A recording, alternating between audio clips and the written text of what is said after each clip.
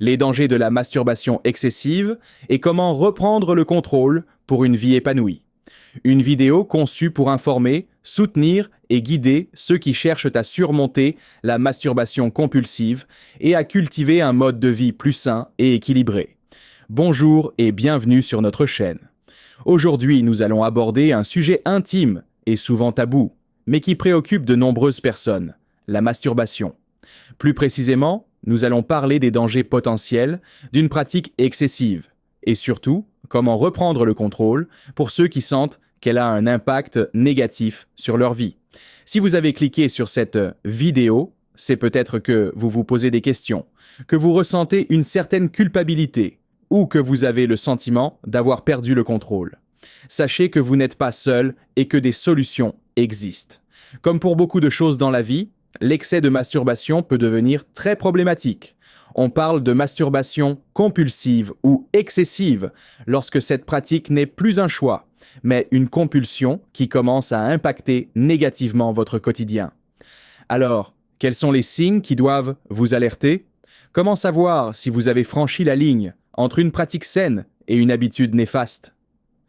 Impact sur votre vie sociale.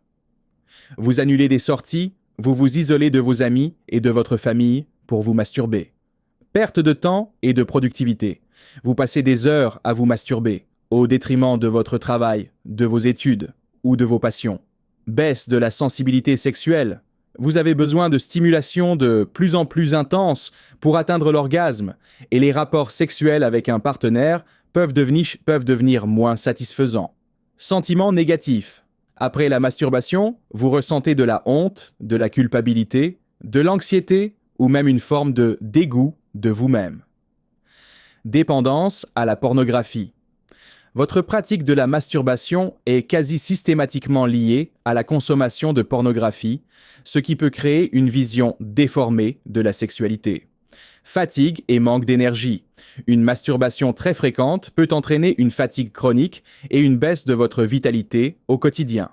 Écoutez ce témoignage d'un homme dont la vie a été bouleversée par cette pratique. J'en étais arrivé à un point où je ne contrôlais plus rien. C'était la première chose que je faisais le matin et la dernière le soir.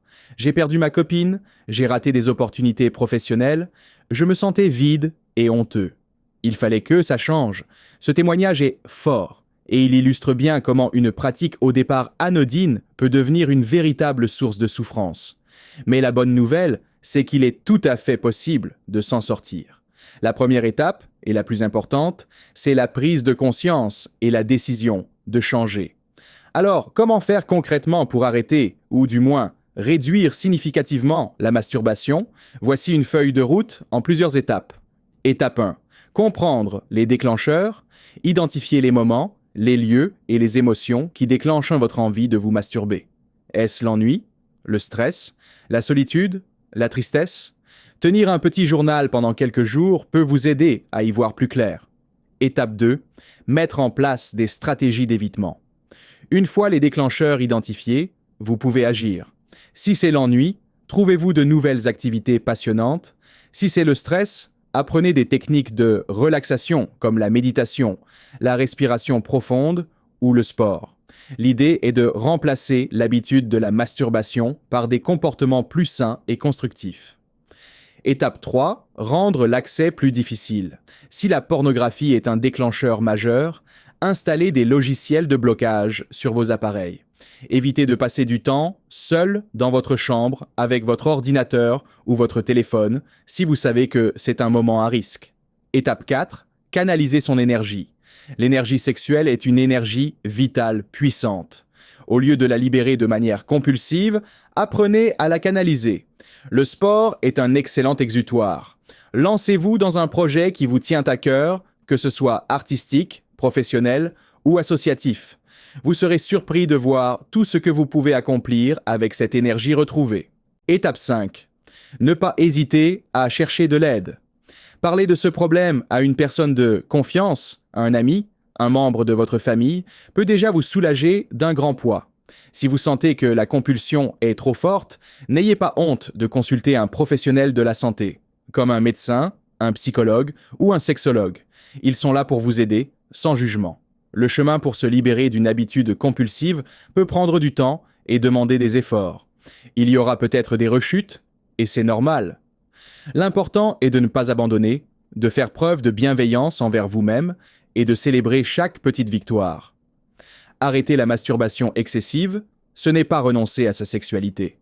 Au contraire, c'est se donner l'opportunité de construire une relation plus saine et plus épanouissante. C'est retrouver du temps, de l'énergie et de la confiance en soi pour s'investir dans ce qui compte vraiment pour vous. N'oubliez pas, vous avez en vous les ressources nécessaires pour changer. Soyez patient, soyez persévérant et vous y arriverez. Si cette vidéo vous a été utile, n'hésitez pas à la liker, à la partager et à vous abonner à notre chaîne pour plus de contenu sur le bien-être et le développement personnel.